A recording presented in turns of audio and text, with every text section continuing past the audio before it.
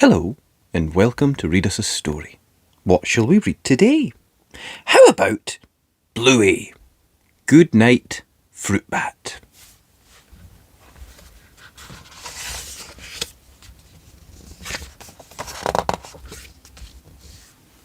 Bluey, Bingo, Mum and Dad are playing Pop-Up Croc. Again! Cries Bluey when the game ends. No, that's it. Bedtime, replies Mum. Not fair. Bluey doesn't want to go to bed. No!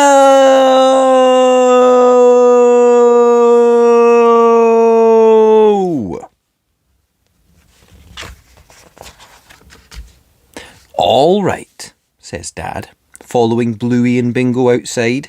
Say goodnight to the animals. Bingo waves. Night kangaroos. Night bilbies. Night fruit bats, says Dad.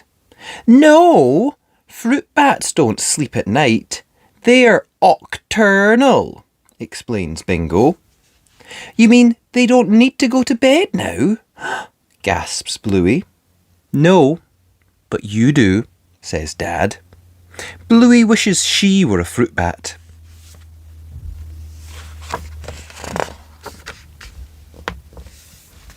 But fruit bats don't get to play rocket ship, says Dad. Whoosh!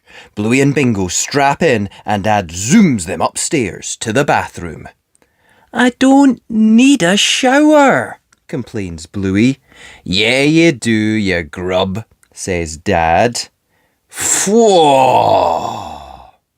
Not fair. I bet fruit bats don't need to have showers, says Bluey.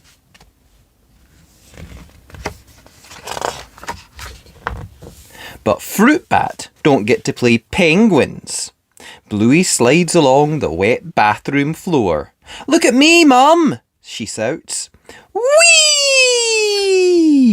Oh, wackadoo! Ha ha! Mum laughs. Teeth time.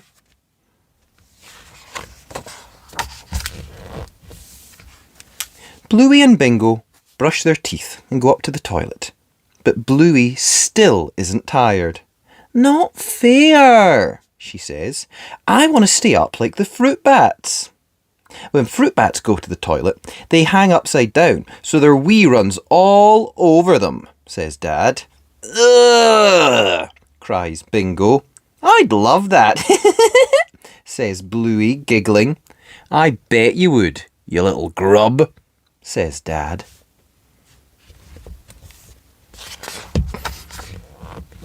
I just want to be a fruit bat, says Bluey. But fruit bats don't get to play the story game, says Dad. Dad starts reading. The little puppy opened the door, but out jumped a huge, hairy... Wake up! The kids squeal. Whoa, whoa, whoa, whoa! Spider! Dad yells. They laugh until Mum comes in and kisses them goodnight. Not fair. Bluey wants to be a fruit bat, not go to bed. Bluey sneaks downstairs and cheekily asks Mum if she can stay up.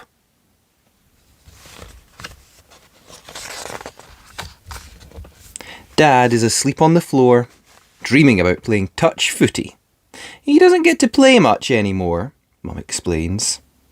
Why doesn't he get to play it for real life? Asks Bluey. He's busy, sweetheart. Working and looking after you two, says Mum. That doesn't seem very fair. Bluey has an idea. If Dad dreams about footy, maybe she can dream about being a fruit bat. She runs back up to bed. Bluey closes her eyes, and all of a sudden, she's soaring high above their house, flapping her arms like a fruit bat. She flies past bedroom windows and sees Mackenzie fast asleep.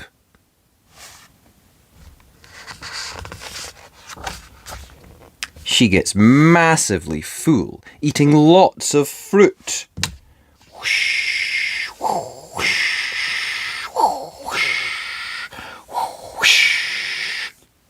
Burp. Then Bluey hears a familiar voice in the distance. It's Dad playing footy with his friends. Hey, Dad, yells Bluey, waving. Hey, Bluey, you're a fruit bat, says Dad. How is it? It's great, says Bluey. You get to eat a lot of fruit. It looks like Dad is having a lot of fun playing footy. No wonder he misses it. It's time to head home.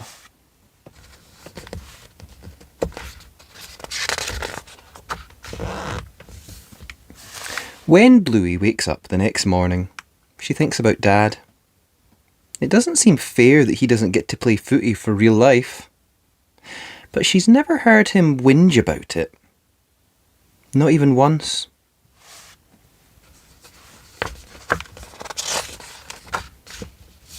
I had the most amazing dream, Bluey says, walking into the kitchen for breakfast. Dad's doing sit-up, so he's ready for when he plays footy again one day. Bluey has something to tell him. 1, 2, 3, 4, he counts, lifting her up and down.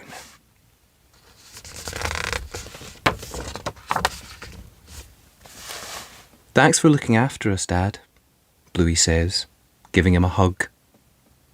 You're welcome.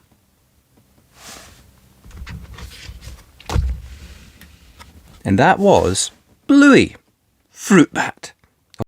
Bluey, Daddy Putdown, a bedtime story.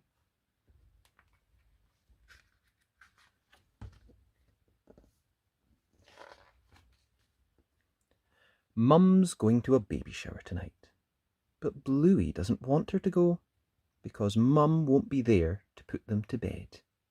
I'll still come in and give you a goodnight kiss, says Mum, but I won't feel it, pleads Bluey. Yes, you will, says Mum. Bingo asks who will put them to bed. Your dad, says Mum. It's a daddy put down. Hooray! Says Bingo. Not hooray, says Bluey. As soon as Mum leaves, Bluey misses her. How about we play a game to take your mind off it, suggests Dad. Let's play Follow the Leader, yells Bingo. Bluey, Bingo and Dad head inside to play the game. Right, I am your magnificent leader, and you have to follow me. You kids got that? Growls Dad in his most leader-like voice. Yes, leader, chorus Bluey and Bingo.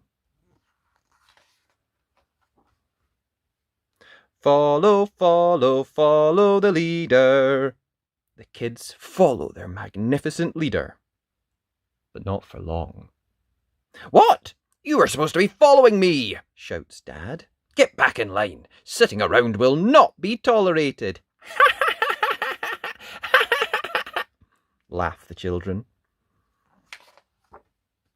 The game starts again, but the magnificent leader loses his followers. He can't find them in the lounge room, or in the kitchen, or in the bathroom. Grrr! Where's that giggling coming from? They're not even in the backyard. 1, 2, 3. Boo! Ah! Says Dad. Follow the leader is fun, but Bluey still misses Mum. She needs another game to distract her. Bingo suggests, come here and go away. Dad starts pushing Bluey and Bingo on the swing. Come here, says Dad. Okay, so... Hey, come here. The girls giggle as they swing away from him. Okay, come here. Oh, hey, come back. Go. Oh, what are you doing? Oh, cheeky girls on the swing. They have a lot of fun, but Bluey is still sad. The game only takes your mind off missing Mum for a little while. Please, can you call her? Asks Bluey. Okay, it's just that she was really looking forward to this baby shower, says Dad as the phone rings. I don't understand it. Why would you want to watch some stinky baby have a shower? Dad! That's not a baby shower, says Bluey, laughing with Bingo. Bluey and Bingo know that a baby shower is a party for someone who has a baby in their belly. This gives Bluey an idea for a game of her own. She races off. Good work, Bluey, says Dad, hanging up the phone. Dad? How does the baby get into someone's belly? Asks Bingo. Whoa! Dad lets go of the swing. Careful, Dad. Bluey pretends she's going to a baby shower. She has to leave her daughter, Snowdrop, with a babysitter. No, Mama, no go, me sad, says Snowdrop. She doesn't want her mum to leave, just like Bluey didn't. Bluey is excited to see her friends. She has set up the baby shower, complete with decorations, snacks, games, and presents. Oh, and one of Bluey's friends is pregnant, of course. Bluey is having a great time at the baby shower. I bet Mum is having a good time too, says Bluey, opening a present. Ooh, another onesie. Bluey likes dancing with her friends and eating cake, but her favourite game is trying to stick the dummy on the baby. There! Ha ha! In the kitchen, Bingo and Dad are cooking dinner together.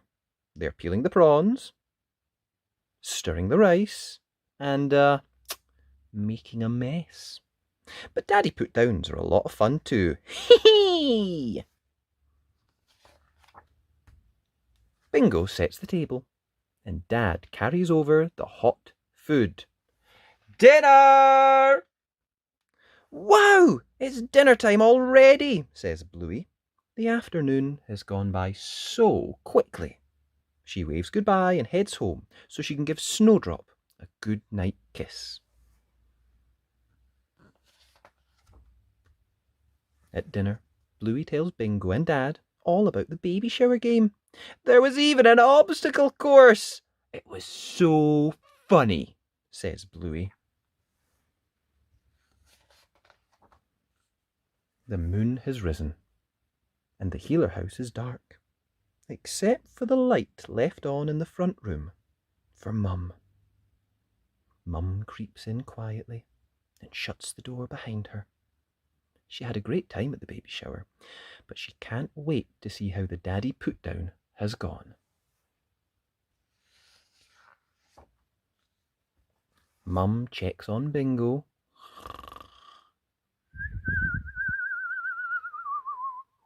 She's sleeping soundly. And so is Dad. Looks like the Daddy Putdown was a success.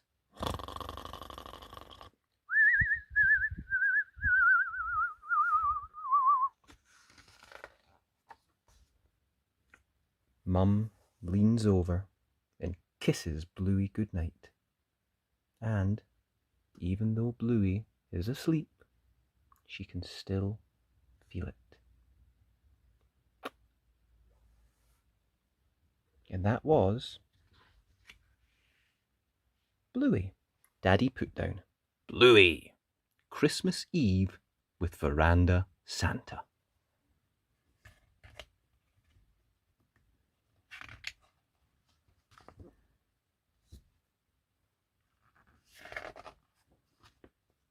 It's Christmas Eve, and Bluey's whole family has gathered at the healer house. Everyone's already had dinner, which means it's nearly time for Santa to come.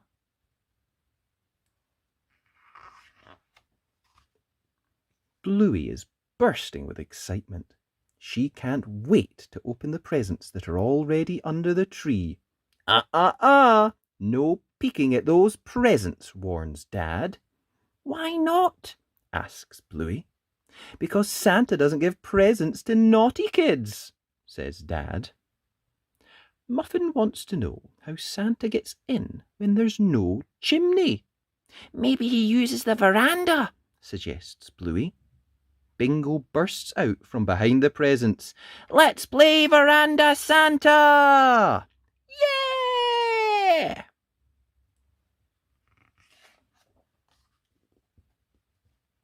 Muffin jumps off the chair and lands on her dad's belly. Ooh! Muffin, quick, you have to say sorry, says Bingo. Santa's watching. Bluey reminds her. Ah! I'm sorry. Now it's time to play the game. Bluey suggests Dad is Veranda Santa.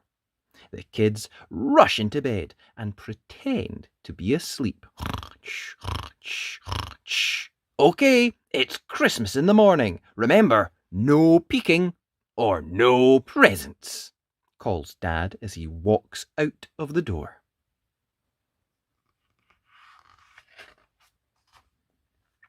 Dad tiptoes across the veranda and into the room. Bingo giggles with excitement. Hee! And Bluey opens one eye. Was that a peek? Asks Dad. Bluey shuts her eye and shakes her head. It wasn't a peek. Ho, ho, and ho, says Dad as he slips the presents under the pillows. It's morning! Veranda Santa has left something under everyone's pillow. Hooray! Cry the kids. I got a snow globe. I got shaving cream. I got a pencil case. Hey, that's my pencil case, yells Bingo, snatching it from Bluey. Yeah, but it's Bluey's for the game, says Dad. She'll give it back after. Bingo apologises, but Bluey doesn't want to accept her sorry.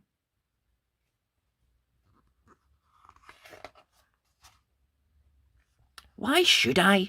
Asks Bluey. Because Santa won't bring you any presents, explains Bingo. Okay, fine, says Bluey and takes the pencil case. Santa likes children who accept sorries. Now it's Bluey's turn to be Veranda Santa. She grabs the hat and walks to the door. Night-night, kids. No peeking or no presents. We won't, they chorus from the bed.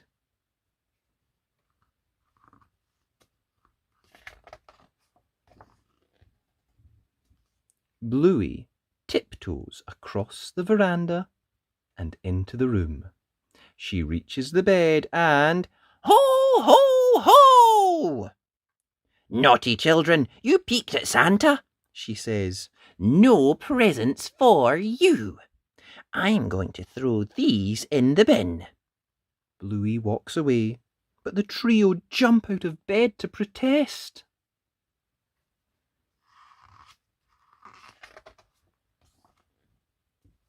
Muffin, Bingo and Dad all put on their very best please faces. We're sorry, Santa, says Bingo. Please.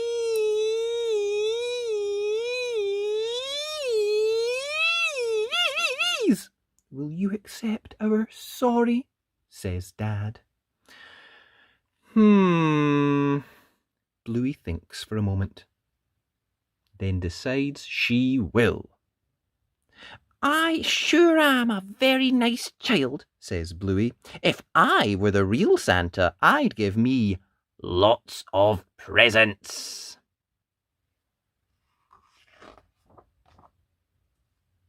It's Bingo's turn now, and Socks rushes in to be her helper. As Bingo goes to hand out the present, Dad scoops her up. Oh, my teddy bear! Bluey copies Dad and picks up Socks, but Socks is frightened and nips Bluey. Socks bit me, yells Bluey. Dad explains to Socks that it's not nice to bite people. But that's not enough for Bluey. She's not even saying sorry, cries Bluey. Dad shakes his head. Socks is only one and doesn't know any better. Let's keep playing. Fine. Bluey tiptoes across the veranda and into the room. She creeps across the bed, avoiding grabby hands to deliver the presents. Ho, ho, ho, and no. Bluey yells, Christmas! Everyone looks under their pillow for a present. I got underpants. I got one of these. I got baked beans.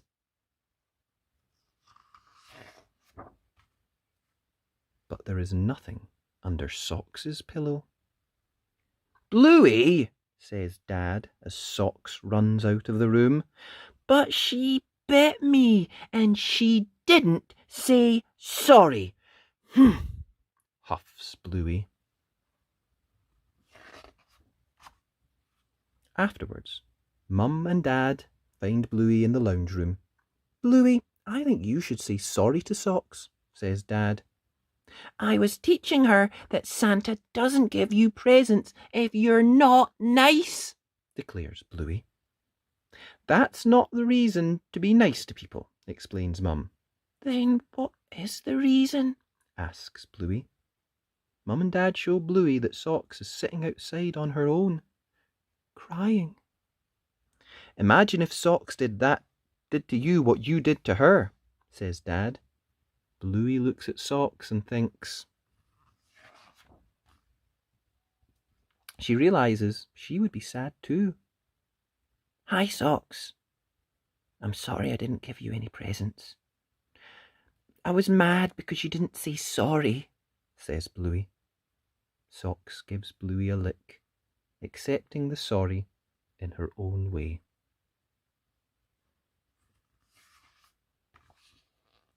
There's time for one last game of Veranda Santa. Okay, night kids. Remember, no peeking or no presents, says Dad as he goes to the door. Dad tiptoes across the veranda and into the room. Ho, ho. Oh no! Get him! Pillow fight! And that was Bluey.